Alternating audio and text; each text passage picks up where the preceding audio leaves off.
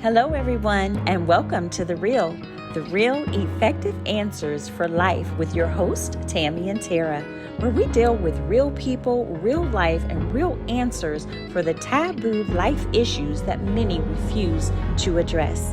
And we are so very excited about the discussions planned and pray that with each one, it will bring insight, hope, healing, and freedom as we all remember to keep it real so God can deal and we can heal.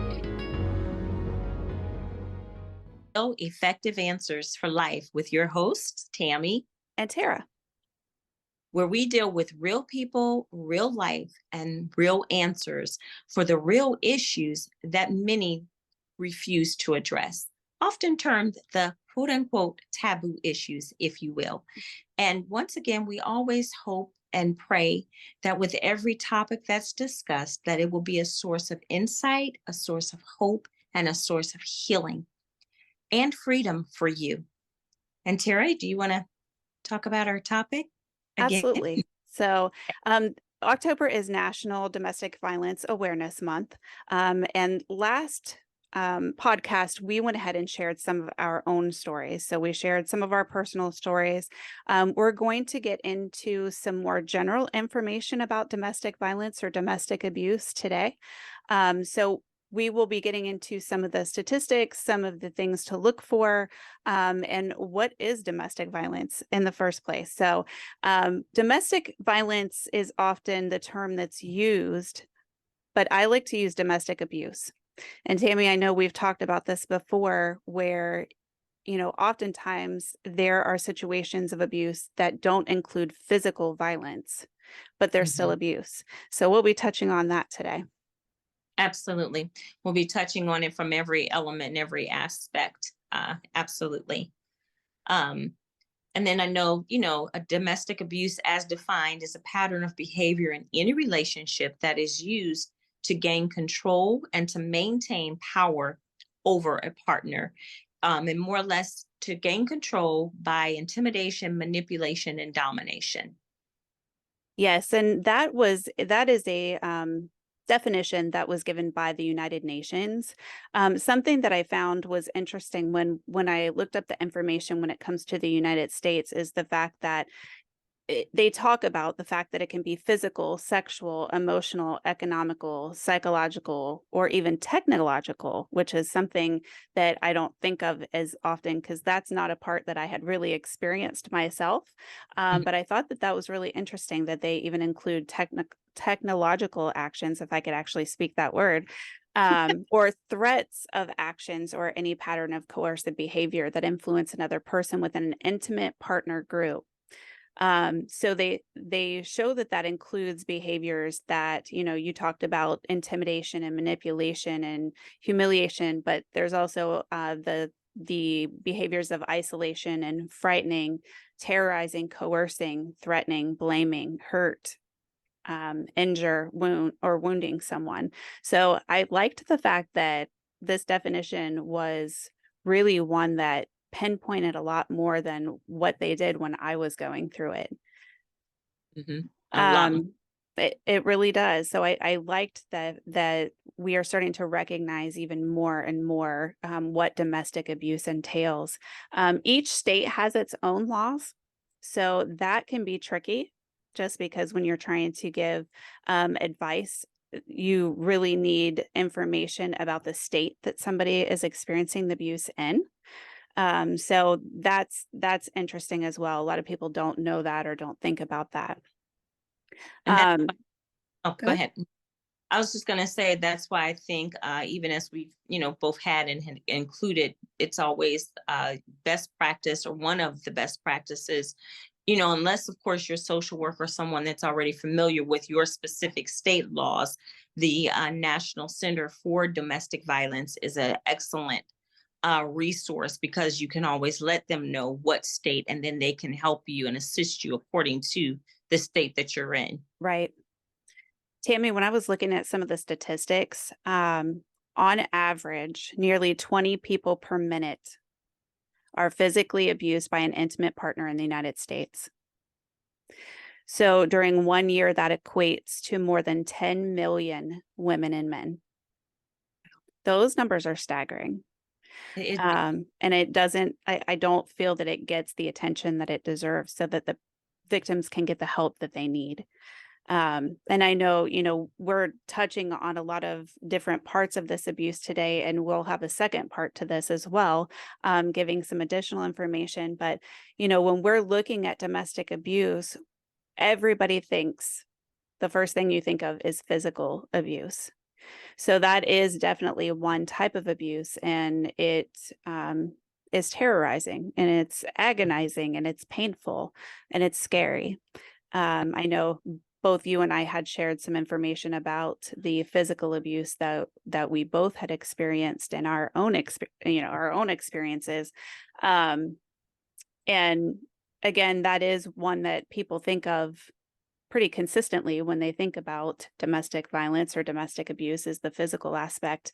But that's not the only one. very true. Very true. And there's the psychological, or the mental and emotional. There's the sexual. Obviously, there's the financial and the spiritual.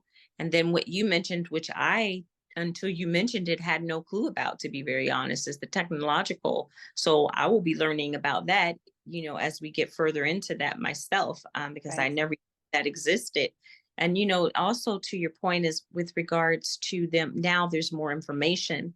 Now, people are beginning to take it seriously. I was happy to also see that men are included in it, because oftentimes we always think about the woman as being abused, and more times than not, it is the woman. However, men are abused too, and women can be just as abusive. And I've even heard cases where even physically, are almost in that man's face, doing everything they possibly can to provoke him to hit them or to cause harm, so that as then they can call the police as the woman, and oh, was so and so hit me. And so I like that they also acknowledge men as well, because in being fair and addressing it from all sides, there are men that have been abused as well.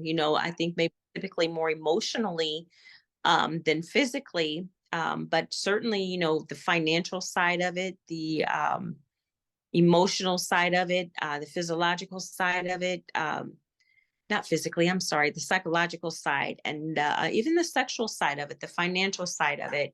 Uh, they and spiritually as well. I mean, even men dealing with pastors or dealing with leadership.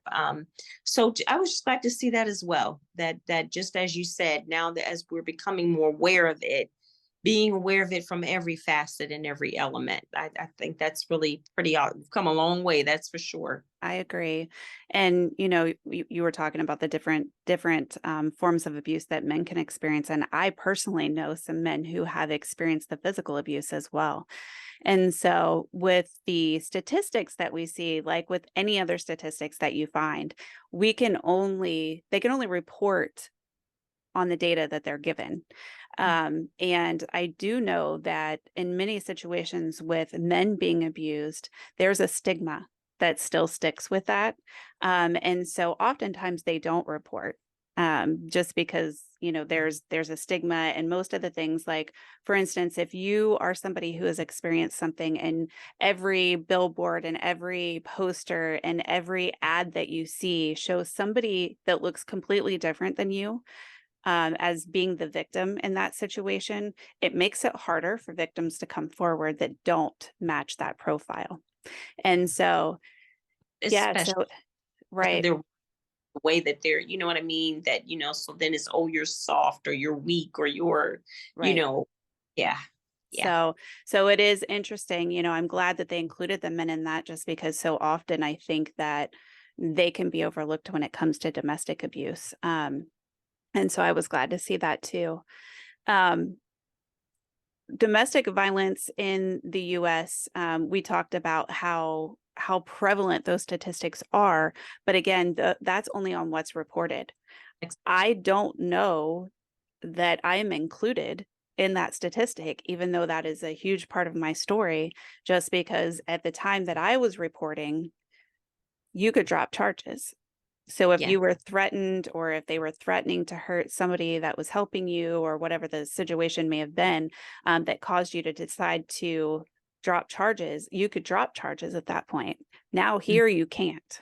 Yeah. If somebody if somebody calls 911 and reports domestic abuse, and they came out to investigate and they can see that something's happened, they're making a determination about somebody being charged with domestic violence at that point. So, I don't even know if I'm included in those statistics. Now I So, can say that I know when for one of my situations, I know that to be true in terms of now the law is that they will do it because I didn't have a say so in the matter. mhm, Uh, my response would have been different, but I'm just saying I didn't have a say so in the matter when they came out. In fact, I was walking up the street with one of my daughters because we were locked out of the house. And I was walking up the street to the park, and I really didn't know what to do or who to call, or, it was just, unfortunately, my baby, she wasn't clothed at the time because he got mad and just, pushed us both out of the door. And so I'm, trying to cover her up as much as I could and walk down the street and just trying to just gather my thoughts. And I didn't even get to the park good because I was just going to, try to figure it out once I got there. I didn't even get to the park good. And the police cut me off because one of my neighbors had called. mm, So then and they literally asked me, "Are you so and so?" And they called me and addressed me by name. And so then they took me back home, and then they made the determination. And right. my ex-husband actually spent several days in jail because it was the weekend. It was on a Friday when they came. So Mhm, yeah, that was I was fortunate to be on the side where they made that assessment for you. right. Yeah. Yeah, so, in that case, you would be likely considered as one of those numbers in that statistic. Um, and there are so many, those numbers were staggering. But like you said, one of your cases may Right. be part of those numbers, but how many of your cases were not? And so that's just like with so many other statistics. There's so many things that go underreported.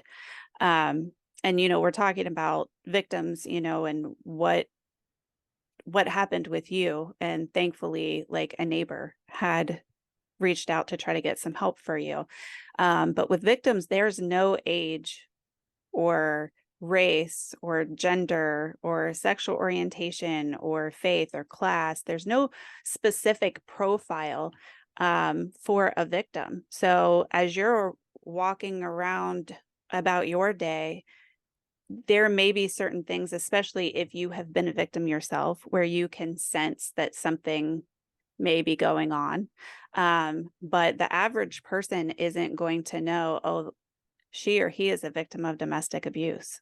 Has no clue whatsoever. I cannot tell you the times that I went to church and I put on my little fake smile, you know what I mean? Or even just functioning, whether it's going to the store or just interacting with people, and no one knew. No one was the wiser, just because, like you said, you're not going to tell everyone. A lot of the times you're too embarrassed, or, and it's, you're too embarrassed to say anything. Yeah, um, Afraid to say anything, or you feel like who's going to believe you anyway, depending on who your spouse is, right. which is a whole nother topic all by itself. Sometimes I feel like, especially if you're married to someone and depending on their position or their title, it can make it even harder to talk about because, Yep.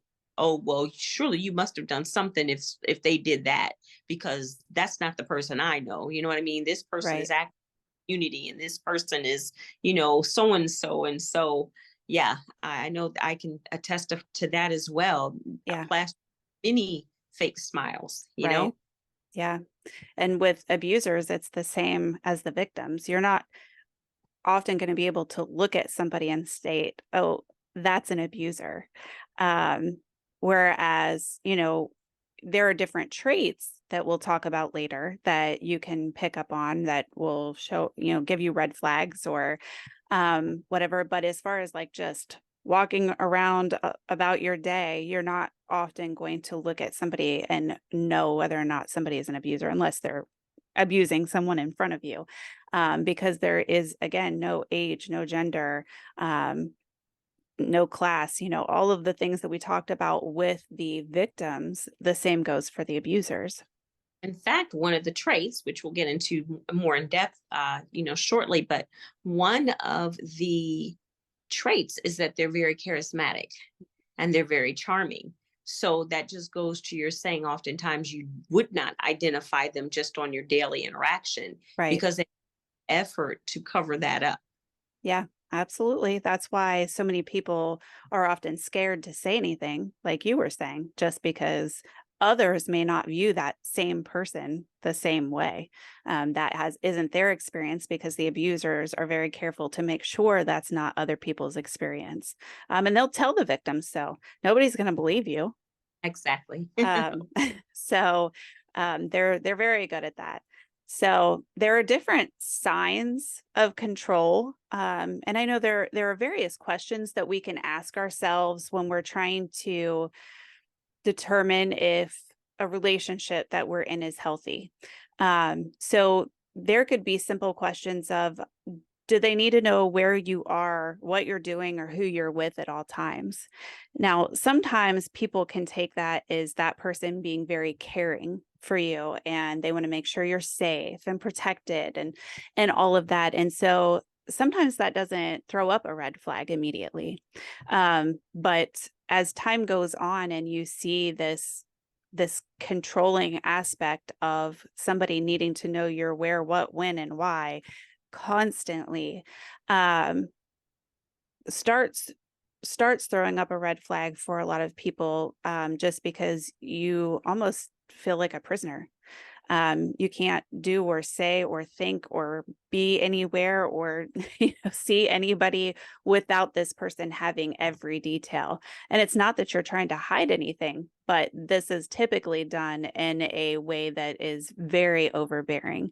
And again, like I said, they can come across as very caring in the beginning, and that's why it doesn't throw up the red flag immediately, for a lot of people. But it is, in fact, a big red flag. Another one would be, do they call you? Do they text you over and over again and get upset if you're busy or you don't respond right away? And again, Right. to what you're saying, it can come across as concern. But then, obviously you can discern or should be able after a while to tell the difference between concern and what is actually just them wanting to know your whereabouts or keeping tabs on you would be a better way of putting it. Right. You if it's a, well, I text you, why didn't you respond? And it'll transition, the language will transition. You initially may come across, well, hey, I text you, you didn't respond right away, is everything okay? But then eventually that motive is going to come out and it's going to transition from that, well, I was just trying to make sure you were okay because you didn't respond right away, to why didn't you respond when I text you? Where were Right. you? What were you doing that you couldn't answer me? you Right. know yeah. Yeah, there's So a often a gradual changeover process with that tone and them revealing more of why they're asking the things that they're asking. I absolutely. I agree. And you can ask things like, do they go through your things? Like, again, it's not that there's anything to hide, but typically people in a healthy relationship aren't searching through their partner's things just to try to find something, unless there is something going on that gives you an uneasy feeling where you're talking to that person and trying to get to the bottom of that. But anytime somebody is just searching through your things, that's typically a red flag. Absolutely. That, and are they telling you what to do or what not to do? You can't go here, or you can go here, or I don't want you hanging out with this person, but you're okay to hang out with so and so, or are they telling you? And again, it starts off gradual because I almost feel like sometimes it's a testing the waters and them just figuring out what they can and cannot get away with, and Right. like gradually breaking you in, and getting you acclimated to the behaviors, if you will, because obviously they're, and again, and them being very charming and cunning, They're fully aware of their intent, but they gradually just kind of almost like groom you for the behavior. Because they know if they immediately came in like, aggressively taking charge and telling you not to do this, and the other, you're going to be, wait a minute, hold on a minute. Right. Um, and so, it's just even like the gradual things of, well, I don't want you to do this because I don't want you to get hurt, or I don't want you hanging out with this person because, I know that they, may not be a good influence, or I don't think you should be out past a certain time because of your safety, or well, though that can be a valid concern, but again, gradually over time, you'll note the difference in the tone and the mannerism, and more importantly, the reaction when you don't do what they're requiring of you. Right. And you talked about how they may start telling you who you can hang out with, who you can be around, whether that's family or friends. Yeah. And something I noticed that happens pretty much across the board. I'm not going to say in every case because every case is different, but often you see them slowly start chipping away at their victims' support system. So they don't do it all at once, typically. It's just a slow little chip away so that eventually you're left with no one that you feel like cares or that you could trust. It's usually one of those two things that they try to pull apart. And so I just thought about that while you were saying that.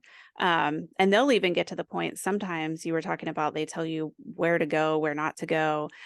Sometimes they'll tell you what to wear, what not to wear, and be very controlling about that too.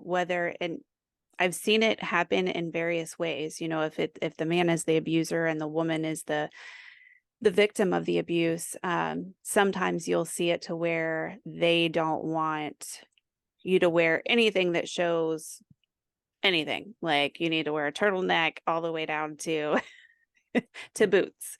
Um, or it can be the complete opposite. It may be a situation to where they want you dressing provocatively and that's not what you're comfortable with. So they Um, show you off, like right, this is mine. Look at right. my, yeah, Yeah, yeah. so I've seen both scenarios in that situation and neither one of them are okay. I So, myself, I can remember a time a skirt that I would wear, sometimes. And, I dress pretty modestly anyway, and I always have. I mean, even outside of God and that type of thing, I don't know, just I've always just been more modest in the way that I dressed. And I had a little mini skirt, and it came actually just at my knees. It wasn't even above my knees. But because my ex-husband felt like it fit me too tight, he had a conniption about it, and take it off now, you know what I mean? And so, and then I've also had it on the other side, where, he's wanting me to wear more provocative things and wanting right. me to, you know, uh, tons of makeup and that kind of thing. Again, for that trophy bride type of thing. So I've encountered that from both Yeah, perspectives. Yeah. yeah. And then they may also try to persuade you about people. So we talked about how they will chip away at those relationships, but sometimes they even try to get you to turn on people who actually do care about you by going so far as to lie about different things that they may have said and done. And that is another thing to really pay attention to because, quite frankly, most people in your corner who understand what you're going through, that your abuser is trying to chip away at that support system, most of them are not going to come on to your man. Most of them want nothing to do with him, let alone, trying to insert themselves into that relationship. Um, but a lot of times they'll even utilize that to try to get you to turn on someone by stating so and so you're this person that you thought was your friend or your sister or whoever it is that they want to utilize, and break that bond. They'll make false accusations. So these different things that you can start asking yourself, like, are they trying to control pretty much every aspect of my life, even if they're making it sound like it's because they care? Are they trying to control my relationships and what I do from day to day? Like, anytime somebody is trying to control and take away your freedom of choice, that's a red flag. Absolutely. And that's in whatever area of life, in terms of what you wear, where you go, who you spend your time with, Right. you spend your finances. I mean, obviously, you're married, you're working toward a common goal in your finances. There's that discussion, but it's not a one sided discussion. It's together, you all make plans or you set financial goals, that kind of thing. We're not talking about that. We're talking about in the sense that you know absolutely nothing about the money that they have or that they're bringing in and where it goes, but he knows every single detail or she knows every single detail about where your money goes or demands that the money be given to he or she. So, I always want to try to bring the balance when able, just because we're not saying it in terms of, financial planning as a family in your home. Right. We're talking dynamic of it being controlled and about it being controlled and about you know again to where it said it's one sided and Right. absolutely about what's going on with them and they know everything about what's going on with you. Right. And the last point, just very quickly, like when we were talking about in terms of the people that they try to influence or affect in your life, sometimes too, that can also come back, when you share with them, because obviously you're looking at them as your significant other and the person that you love and you're sharing life with. And if you've had dysfunction in your family, and that's a whole nother dynamic as well, because a lot of times there are common threads between an abuser and a person that is abused. And so, a lot of times there's certain things that a person that is abusive looks for in the person that they abuse.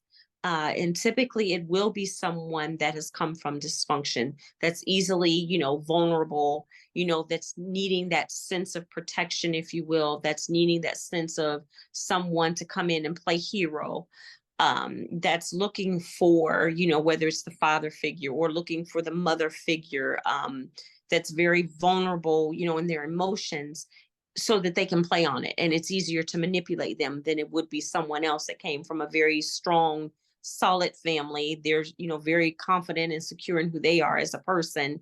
It's a lot harder to manipulate that person. And so a lot of times too, even, you're sharing with them about your previous dysfunction and circumstances, and so then in causing that separation, that's one of the first things they'll bring up.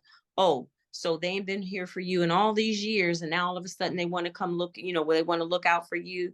I've been here from you, from day one, or I've been here all this time. And now all of a sudden they walk in your life and now you want to act, funny toward me, or, you better be careful because, I've been here consistently. They're just now coming back into your life. And so it's so many different mind games that they will play, and you just have to be aware of that and be on guard for those types of things. Right. Okay, and so you just something to be mindful of as you're sharing and when you're sharing, and if you find those things being thrown back up in your face, some of the intimate scenarios that you've shared with them concerning what you've gone through, and now they're using it almost seemingly against you or in a way to make you feel like you don't have anyone but them.